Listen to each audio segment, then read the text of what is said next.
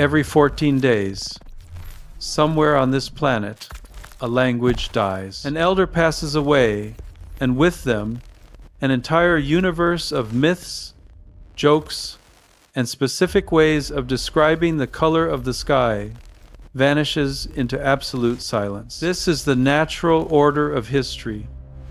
Languages are born, they evolve, and eventually they fade away.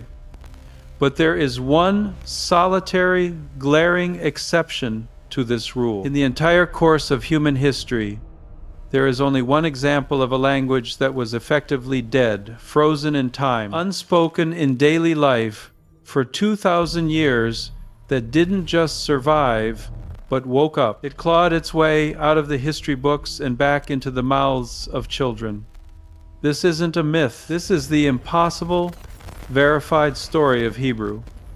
Today, we are going to look at how a sacred, ancient script, restricted to dusty scrolls and whispered prayers, was forcefully engineered into a modern vernacular capable of describing nuclear physics, ordering a cappuccino, or arguing about politics. This is the story of the only successful linguistic resurrection the world has ever seen. To understand how insane this project actually was, we have to go back to the start, not to the beginning of time, but to the silence. For nearly 1,800 years, following the Roman destruction of the Second Temple in 70 CE, Hebrew ceased to exist as a native tongue. It didn't disappear, but it was locked away in a glass case. It became what linguists call a liturgical language.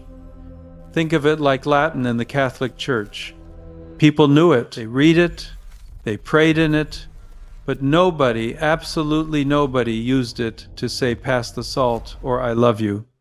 Instead, the Jewish people, scattered across the globe in the diaspora, adopted the languages of their host nations. In the Mediterranean, they spoke Ladino. In Central and Eastern Europe, they spoke Yiddish. In the Middle East, they spoke Judeo-Arabic dialects. Hebrew was the language of God, not the language of men. It was frozen in amber, preserved perfectly by scribes and rabbis, but totally devoid of the pulse of daily life. By all historical logic, that is where the story ends.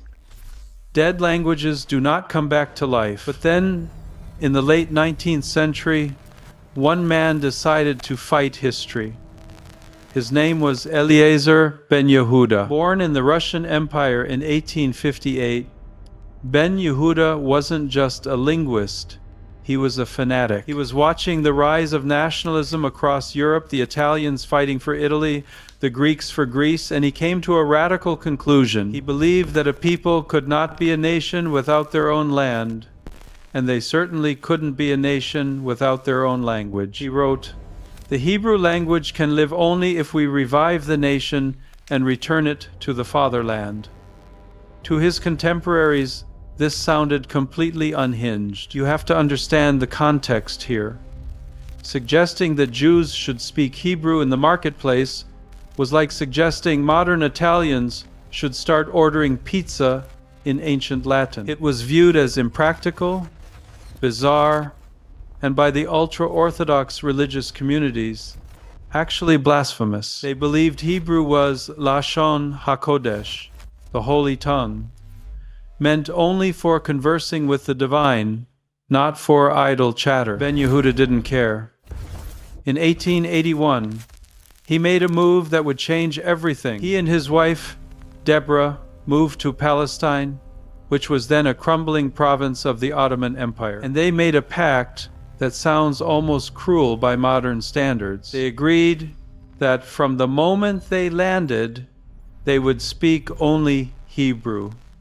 No Yiddish, no Russian, no French, just a language that hadn't been spoken conversationally since the days of the Roman gladiators. When they arrived in Jerusalem, they found a linguistic Tower of Babel. You had Jews from Yemen, Poland, Morocco, and Russia, all living side by side but unable to speak to one another. They shared a religion, but they didn't share a voice. Ben Yehuda saw this fractured reality and decided to fix it, starting with his own living room. He turned his home into a laboratory, or perhaps a prison of language.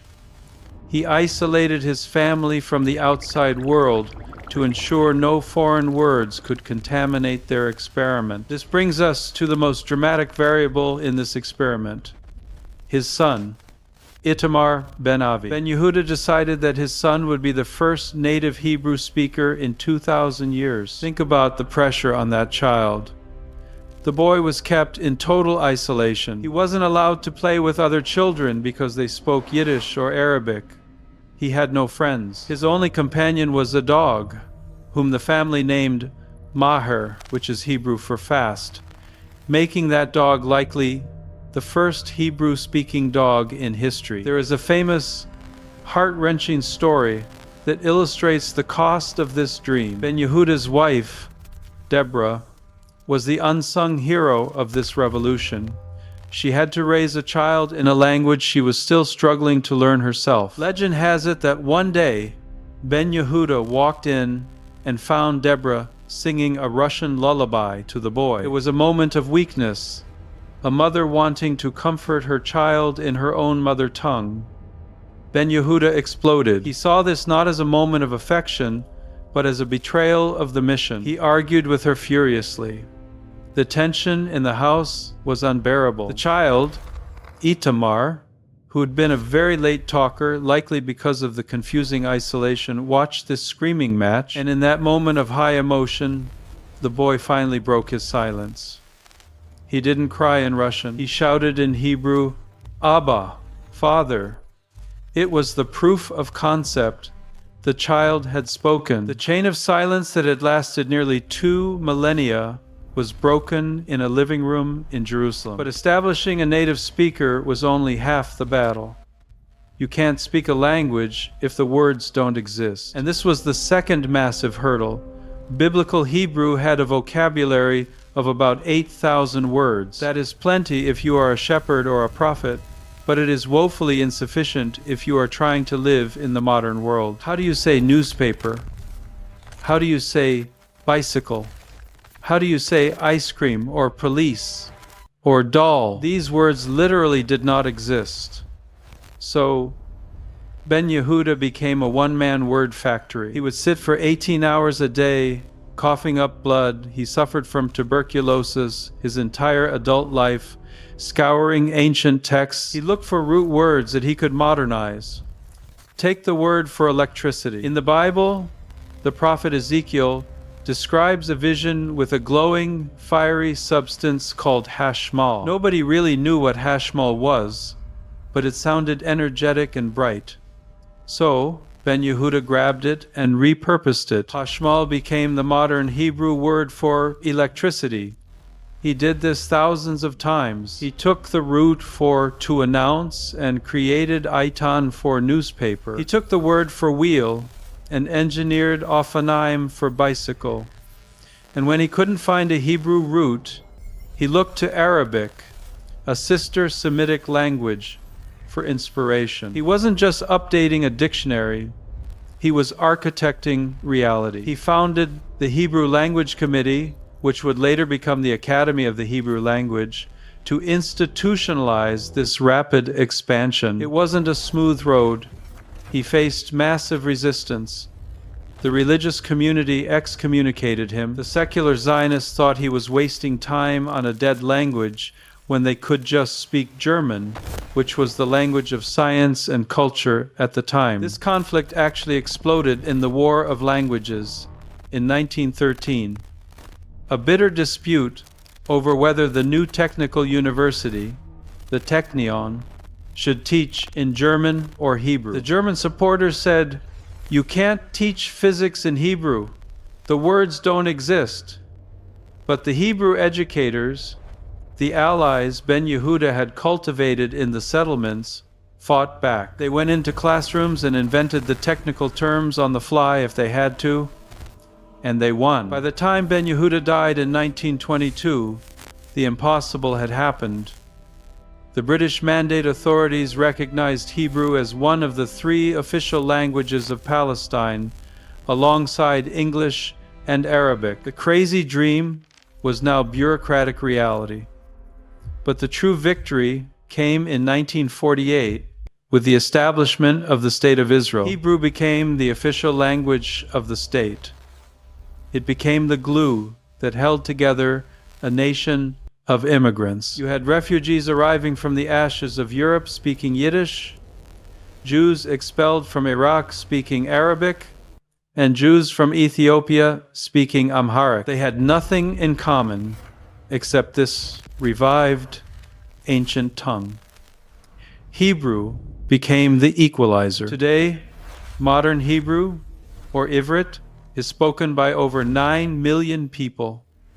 It is the native tongue of more than 5 million. It is a vibrant, aggressive, poetic, and rapidly evolving language with slang, tech jargon, and street poetry that Ben Yehuda could never have predicted. It is the only time in human history that a sleeping beauty has been kissed awake and actually stayed awake. It reminds us that language isn't just a tool for communication, it is the DNA of a culture. If you can revive a language, you can revive a people. The story of Ben Yehuda and his family is a testament to the power of obsession. It shows us that sometimes being reasonable is the enemy of progress. If Ben Yehuda had been reasonable, Hebrew would still be a museum piece.